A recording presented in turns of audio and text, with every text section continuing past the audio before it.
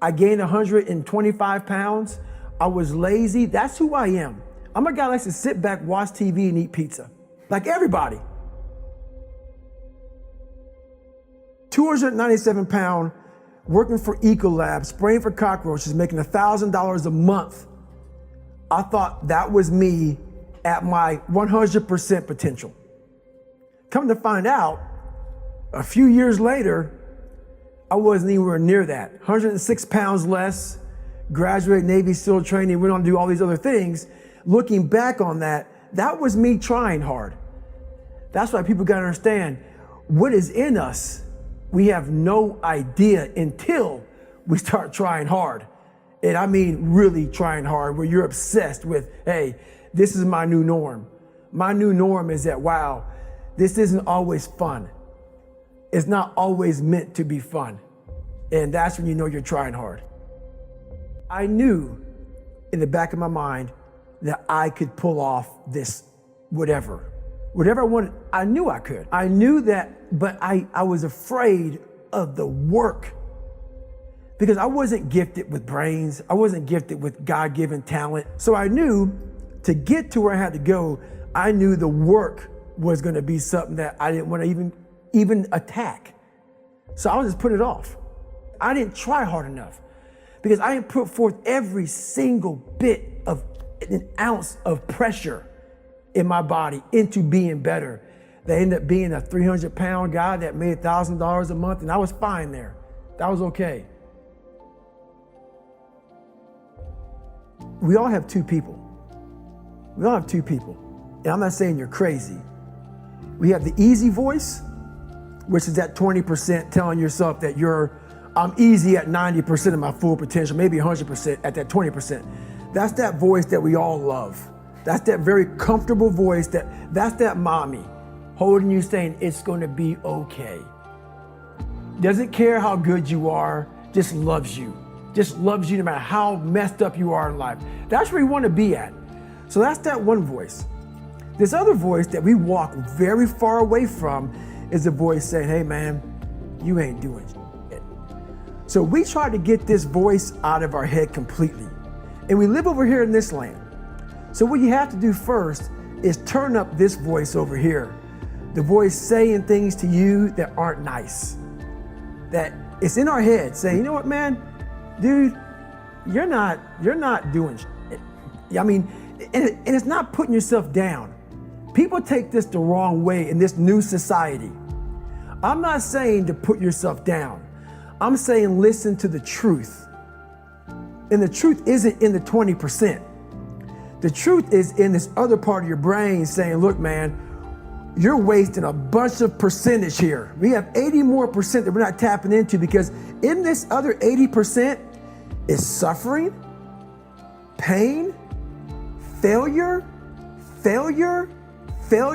self-doubt, darkness, and then a whole bunch of light. But to get to this light, you gotta go through all of this shit. So a lot of us know that. I can get over here, but over here, man, this is much better, because I gotta go through this journey that is not fun. This from 20 to 100%, this in between is not fun. So we decide to live over here. So everybody goes, how do you do that? You know exactly how to do that. You know exactly, it's not a magic trick. There's nothing I talk about in that book that's a magic trick. It's all back down to a very primitive mindset of we just have to do. It's like breathing. Breathing becomes normal. Like we don't even know that we're doing it. That's how you have to live your life. When that alarm clock goes off at 4 or 5 in the morning, your mind says no. You just say, it's just what we do. It's what we do now. Because to get to where you want to go, the amount of pain involved, I'm not saying physical, I'm not saying you got to break yourself off. The amount of mental pain of how many times you're going to have to do something that you don't want to do to get to where you want to go is going to be, there's going to be more times you do something that you don't want to do than you are going to want to do it. And that's your new norm. In your brain, is the most powerful weapon. I talk about that in one of these chapters. Your brain is the most powerful weapon in the world. Once you put away your phones and your computers and all that we have nowadays, yeah, it's great. We're up to date, but your brain is the only thing you have when you're going through depression, when you're going through hard times, when you're going through death. Real life, you can't Google that shit, man. You're alone. You're alone. You may have a shrink you're going to, you may have a best friend you're going to, but there's 24 hours in a day where you're alone in this brain. And your brain is talking to you in all kinds of ways. And it wants to control you and pull you in these different pockets. If you can't control your own brain and your brain controls you, you got to tell your brain where you want to go and how you want to go and how you want to get there. You got to control it. If not, it's over. We all look for toughness. We all want it, but we look for it in a comfortable environment. You will not find toughness in a comfortable environment. Those of you who are listening to this, whoever hear this, you will not find it. I will try and look for it everywhere. The only way you find it is to drown yourself in a position where you're just out of sorts, where you can't swim and you're drowning. You're drowning. You're drowning in life. But you say, you know what, man? Dad, I'm gonna figure out how to backstroke or something. I'm gonna figure out how to, and then through figuring out all these tools, your mind starts to, when you quit, your mind does this. Because you're out. Once you say, I'm not gonna quit, this is the 40%. When you quit, your mind says, we're done. So it doesn't expand. There's no expansion when you quit. When you say, this sucks, I'm drowning, I'm miserable, I'm suffering, I'm broken, but I'm not going anywhere. What happens to your mind is it does this. It says, he's not leaving. So we got to expand. We got to grow. We got to figure this thing out. So then these compartments in your brain start to they have to work. They have to work. And then you start to engage parts of your mind that you never engaged before.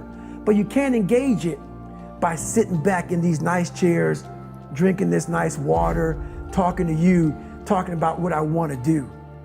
That's where the 40% thing comes in. It comes in when you're in suffer mode and you say, I'm not going to quit. You're forcing your brain now to operate on a level it's not used to, but then it becomes used to it. Once you come face to face with who you are, you have a starting point. All right, I'm not real smart. I have no courage. I have no self-esteem. I have no nothing. Nothing. That's my starting point. Now we can move from there. But if I tell myself I'm strong, I have courage, I'm smart, and all these are lies, you continuously push that starting point backwards. Right? So that starting point is the truth. The no bullshit truth that only you can tell yourself.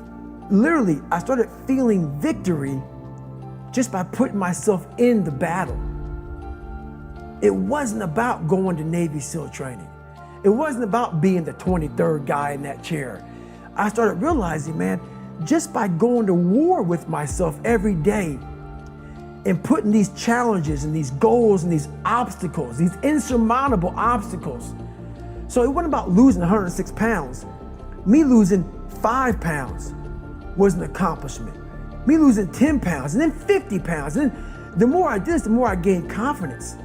And then the more I gained confidence, the more I realized, these Navy SEALs, man.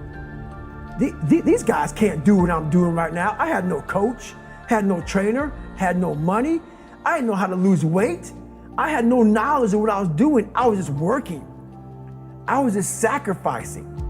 And then through that, all these different tools started coming up. But I would have never found these tools if I didn't put myself in a very uncomfortable place.